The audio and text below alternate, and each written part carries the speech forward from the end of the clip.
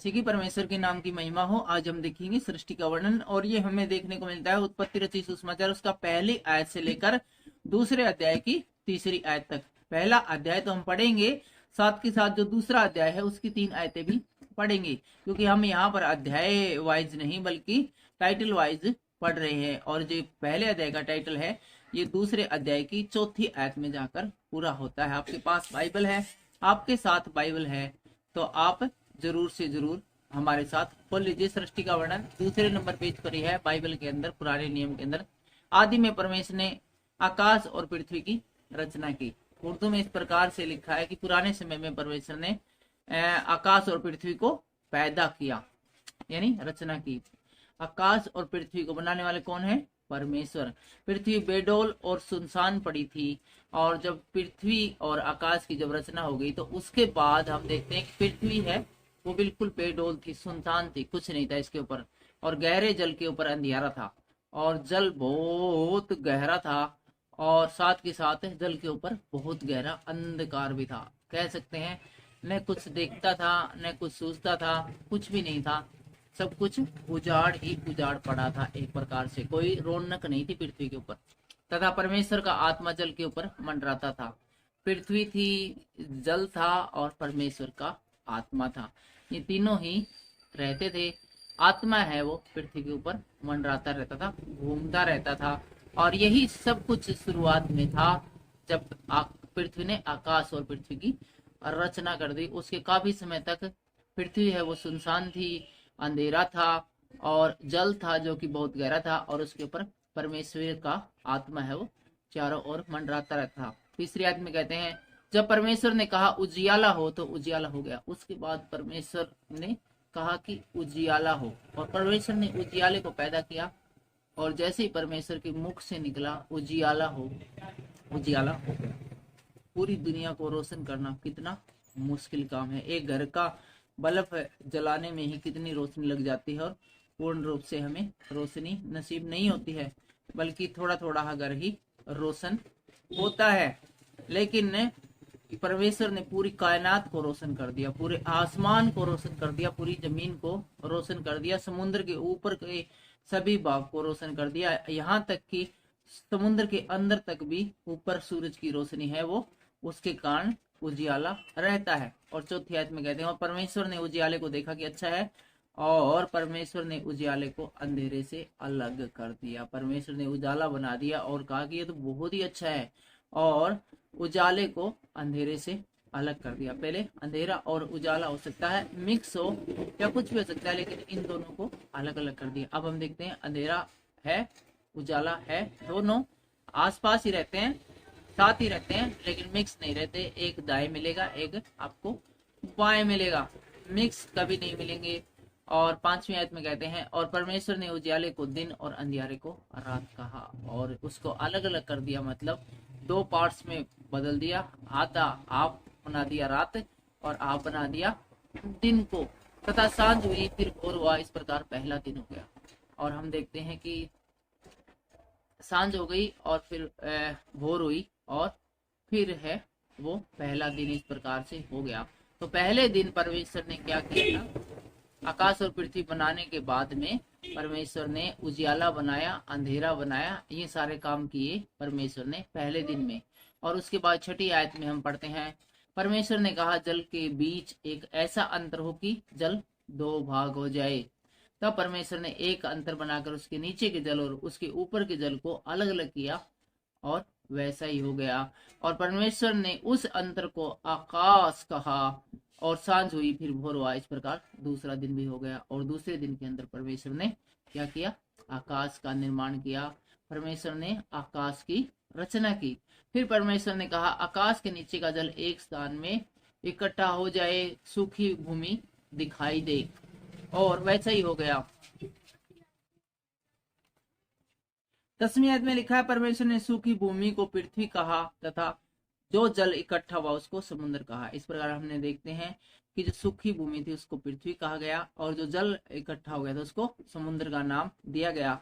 और परमेश्वर ने देखा कि अच्छा है। परमेश्वर ने हर एक कार्य, हर एक चीज बनाई, सबको देखकर कहा कि अच्छा है। धैर्य के साथ वचन में बने रहिए। वचन सुनते सुनते हैं बहुत प्रकार के रोग है वो आपको छोड़कर भाग जाएंगे।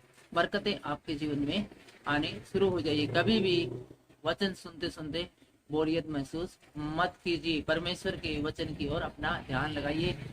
यार फिर परमेश्वर ने कहा, पृथ्वी से हरी घास तथा बीज वाले छोटे छोटे पेड़ और फलदायी वृक्ष भी, जिनके बीज उन्हीं में एक एक जाति के अनुसार है, पृथ्वी पर उगे। और वैसा ही हो गया। और फिर परमेश्वर ने पृथ्वी के ऊपर जंगल को अपना उगाया, पेड़ पौधों को उगाया। इस प्रकार पृथ्वी ऐसे हरी घास और छोटे छोटे पेड़ जिनमें अपनी अपनी जाति के अनुसार बीज होता है, फलदायी वृक्ष जिनसे बीज एक एक की जाति के अनुसार उन्हीं में होते हैं, उगे। और परमेश्वर देखा कि अच्छा है। और इस प्रकार देखते हैं कि खाने पीने के और फलदायी और नॉर्मल सभी प्रकार के हैं पेड़ पौधे परमेश्वर ने नेक्स्ट दिन के अंदर है वो उगा दिए। तथा सांझ हुई फिर बोर हुआ। इस प्रकार तीसरा दिन भी हो गया और ये सब कार्य किया परमेश्वर ने तीसरे दिन के अंदर। इस वीडियो के अंत में हम एक्सप्लेन कर देंगे कि पहले दिन क्या बनाया, दूसरे दिन क्या बनाया, लेकिन फिलहाल है हम वचन को थोड़ा थोड़ा पढ़ रहे हैं, इसलिए आप चिंता मत कीजिए कि मिक्स हो गया, समझ में नहीं आ रहा कि कब क्या बनाया। फिर परमेश्वर ने कहा, दिन को रात से अलग करने के लिए आकाश के अंतर में ज्योतियां हो, और वे चिन्ह और नियम और समय और दिनों वर्षों के कारण हो, और वे ज्योतियां आकाश के अंतर में पृथ्वी पर प्रकाश देने वाली ठहरे। और वैसा ही हो गया। फिर परमेश्वर ने दो बड़ी ज्योतियां बनाई, और उनमें से बड़ी ज्योति को दिन पर प्रभुता करने के लिए और छोटी ज्योति को रात पर प्रभुता करने के लिए बनाया, और तारागण को भी बनाया। और हम देखते हैं कि आगे परमेश्वर ने तारों को बनाया, और इसके अलावा आसमान में चमकने वाली जितनी भी चीजें हैं, चंद्रकलाएं वगैरह है, उन सप्तऋषि वगैरह सबको बनाया। और इसके साथ साथ परमेश्वर ने रात को प्रकाश देने के लिए चंद्रमा को और दिन को प्रकाश देने के लिए सूरज को बनाया। परमेश्वर ने उनको आकाश के अंदर में इसलिए रखा कि वे पृथ्वी को प्रकाश दे, और पृथ्वी से ऊपर उनको इतनी ऊंचाई पर रखा कि पृथ्वी के ऊपर एक सही मात्रा में प्रकाश आए, जिससे कि हमारी आंखें सहन कर सके और सब कुछ हमें ठीक ठीक दिखाई दे, तथा दिन और रात पर प्रभुताओं करे और उजियाले को अंधियारे से अलग करे। और परमेश्वर देखा कि अच्छा। और इस सूरज और चांद को इसलिए बनाया कि रात पर और दिन पर प्रभुता करे और नजर रखे। तथा सांझ हुई फिर भोर हुआ। इस प्रकार चौथा दिन भी हो गया, और इस प्रकार से चौथे दिन का काम भी समाप्त हो गया। और परमेश्वर ने देखा कि ये बहुत अच्छा है। 20वीं आयत में कहते हैं, फिर परमेश्वर ने कहा, जल जीवित प्राणियों से भर जाए। जीवित प्राणियों को जल के अंदर भी रहने का अधिकार दिया गया, और फिर पक्षी पृथ्वी के ऊपर आकाश में उड़े। और यहाँ पर हम देखते हैं कि परमेश्वर ने फिर उसके बाद कहा कि जो समुद्र है, जो जल है, वो जीवित प्राणियों से भर जाए, और आकाश है वो पक्षियों से भर जाए। इसलिए परमेश्वर ने जाति जाति के बड़े बड़े जल जंतुओं को और उन सब प्राणियों को की सृष्टि की जो चलते फिरते, जिनसे जल बहुत ही भर गया, और एक एक जाति के उड़ने वाले पक्षियों को भी सृष्टि की। और परमेश्वर ने देखा कि अच्छा। फिर परमेश्वर ने जल में रहने वाले सभी छोटे बड़े जीवों की रचना की, और आकाश में उड़ने वाले जीवों की भी रचना की, ताकि जल है वो इनसे भर जाए और आकाश पक्षियों से भर जाए। और परमेश्वर ने कहा, देखा कि ये बहुत ही अच्छा है। और आगे देखते हैं 22वीं आयत में, और परमेश्वर ने यह कह के उनका आशीष दी, फूलो फलो और समुद्र के जल में भर जाओ, और पक्षी पृथ्वी पर बढ़े। और इसके अलावा इनको बनाने के बाद में इनको आशीर्वाद भी दिया, आशीष भी दी पक्षियों को, जल में रहने वाले जंतुओं को, कि फूलो फलो और समुद्र के जल में भर जाओ और पृथ्वी पर बढ़े। और तथा सांझ हुई फिर बोर हुआ। इस प्रकार 5वां दिन हो गया। और इस प्रकार से हम देखते हैं कि 5वां दिन का कार्य भी समाप्त हो जाता है। 24वीं आयत में कहते हैं, फिर परमेश्वर ने कहा, पृथ्वी से एक एक जाति के जीवित प्राणी अर्थात घरेलू पशु और रेंगने वाले जंतु और पक्षी, पृथ्वी के वन पशु जाति जाति के अनुसार उत्पन्न हो। और वैसा ही हो गया। और इस प्रकार से हम देखते हैं कि परमेश्वर ने जीवित प्राणी है उनका निर्माण किया, जिसमें कि घरेलू पशु और रेंगने वाले जंतु है, और पृथ्वी के वन पशु, सभी प्रकार के पशुओं का कहने का मतलब है कि निर्माण परमेश्वर ने इसकी बात किया। इस प्रकार परमेश्वर ने पृथ्वी के जाति जाति के वन पशुओं को और जाति जाति के घरेलू पशुओं और जाति जाति के भूमि पर रेंगने वाले पशुओं को बनाया। और परमेश्वर ने देखा कि अच्छा है। सभी प्रकार के पशुओं का निर्माण परमेश्वर ने किया, और उनको देखकर कहा कि ये बहुत अच्छा है। 26वीं आयत में इस प्रकार से लिखा है, फिर परमेश्वर ने कहा, हम मनुष्य को अपने स्वरूप के अनुसार अपनी समानता में बनाएं। और परमेश्वर ने कहा कि मनुष्य को अब बनाने की बारी आ गई है, उसको हम अपने ही स्वरूप और अपनी ही समानता में बनाते हैं, और वे समुद्र की मछली और आकाश के पक्षी और घरेलू पशु और सारी पृथ्वी ऊपर और सब रेंगने वाले जंतु पर जो पृथ्वी पर रहते हैं अधिकार रखे। इसके अलावा मनुष्य को बनाते समय एक चीज भी ध्यान में रखा कि एक तो अपने स्वरूप में बनाया जाए, और दूसरी है वो सारी जितनी भी पृथ्वी के ऊपर जीव जंतु है, जितने भी जिनमें जीवन का प्राण है, उन सब के ऊपर वो अधिकारी हो, सब उनका कहना माने, सब उनसे डरे। तब परमेश्वर ने मनुष्य को अपने स्वरूप के अनुसार उत्पन्न किया, अपने ही स्वरूप के अनुसार परमेश्वर ने उसकी उन्नत किया, नर और नारी करके हमने मनुष्य की सृष्टि की। और फिर परमेश्वर ने इंसान का निर्माण किया और नर और नारी दो को बिल्कुल अपने जैसे रूप में ढालकर बनाया, और परमेश्वर ने उनको आशीष दी, उनसे कहा फूलो फलो और पृथ्वी में भर जाओ और उसको अपने वश में कर लो। देखा क्या कहा, फूलो फलो और भर जाओ और उसको अपने वश में कर लो, पृथ्वी की सभी वस्तुओं को अपने वश में कर लो। तो इसलिए हम डरते रहते हैं हमारे पास ये नहीं है वो नहीं है, जबकि परमेश्वर ने मनुष्य को बनाते ही पृथ्वी और उसकी सारी चीजों को इंसान के वश में कर लिया था। फूलो फलो और पृथ्वी में भर जाओ और उसको अपने वश में कर लो। पृथ्वी की सारी चीजें बनाई है, वो किसके लिए बनाई है? परमेश्वर ने इंसान के लिए।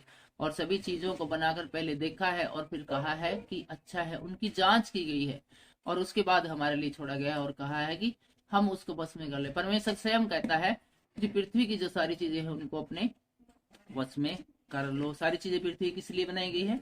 हमारे लिए। और समुद्र की मछलियों तथा आकाश के पक्षियों और पृथ्वी पर रेंगने वाले सब जंतुओं पर अधिकार रखो। इसके अलावा जितने भी जीव जंतु, जो भी जीवित प्राणी है, जो उन सब के ऊपर मनुष्य अपना अधिकार रखे। फिर परमेश्वर ने उनसे कहा, सुनो, जितने बीज वाले छोटे छोटे पेड़ सारी पृथ्वी के ऊपर है और जितने वृक्षों में बीज वाले फल होते हैं, वे सब मैं तुमको दिए हैं, वे तुम्हारे भोजन के लिए है। और इसके बाद भोजन वाले पेड़ पौधे हैं मनुष्य के लिए विशेष रूप से परमेश्वर ने दिए। और इसमें कौन से हैं? जितने बीज वाले छोटे छोटे पेड़ सारी पृथ्वी के ऊपर है और जितने वृक्षों में बीज वाले फल होते हैं, वे सब मैंने तुमको, जिन वृक्षों के, जिन फलों के अंदर बीज होते हैं, वे सारे हैं फल। और हमें गेहूं वगैरह जो है, जो हम खाते हैं, चावल वगैरह, सब कुछ परमेश्वर ने इंसान के लिए बनाए हैं। और जितने पृथ्वी के पशु और आकाश के पक्षी और पृथ्वी पर रेंगने वाले जंतु है, जिनमें जीवन का प्राण है, उन सब के खाने के लिए मैंने सब हरे हरे छोटे छोटे पेड़ दिए हैं। और वैसे ही हो गया। और इसके अलावा परमेश्वर ने जो जीव जंतु हैं उनके खाने का भी प्रबंध किया। और क्या कहते हैं, उन सब के खाने के लिए मैंने सब हरे हरे पेड़ दिए हैं। और जो पशु बनाए हैं उनके खाने के लिए हरे हरे फल दिए हैं। तब परमेश्वर ने जो कुछ बनाया था सबको देखा, तो क्या देखा कि वह बहुत ही अच्छा है। और सांझ हुई, फिर रात हुई, इस प्रकार छठवां दिन हो गया। परमेश्वर ने जो कुछ बनाया था उसको देखा और देखा कि बहुत ही अच्छा है, और छठे दिन में ये सब कुछ हो गया। यूं आकाश और पृथ्वी और उसकी सारी सेना का बनाना समाप्त हो गया। और इस प्रकार से आकाश है, पृथ्वी है और उसकी सारी सेना मतलब उसकी सभी वस्तुओं का बनाना है, वो पूरा हो गया, समाप्त हो गया। और परमेश्वर ने अपना काम जिसे वह करता था 7वें दिन समाप्त किया, और उसने अपने किए हुए सारे काम से 7वें दिन विश्राम किया। और 7वें दिन परमेश्वर ने उस सारे काम को 6 दिन तक कर विश्राम किया। और परमेश्वर ने 7वें दिन को आशीष दी और पवित्र ठहराया, क्योंकि उसमें उसने सृष्टि की रचना के अपने सारे काम से विश्राम लिया था। परमेश्वर ने 6 दिन काम किया और 7वें दिन विश्राम लिया था, इसलिए 7वें दिन को परमेश्वर ने पवित्र ठहराया और इस दिन को आशीष दी, क्योंकि परमेश्वर ने स्वयं इस दिन विश्राम किया था। तो इसलिए आप भी विश्राम के दिन का पालन कीजिए, जहां तक हो सके संडे के दिन है वो परमेश्वर की स्तुति आराधना करने में बिताइए, और ऑफिशियली काम या फिर अपने कमर्शियल कामों को थोड़ा विराम देने की कोशिश कीजिए। उम्मीद है आज का ये वीडियो आपको अच्छा लगा होगा। मिलते हैं अगले वीडियो में, तब तक के लिए सबको जय मसीह।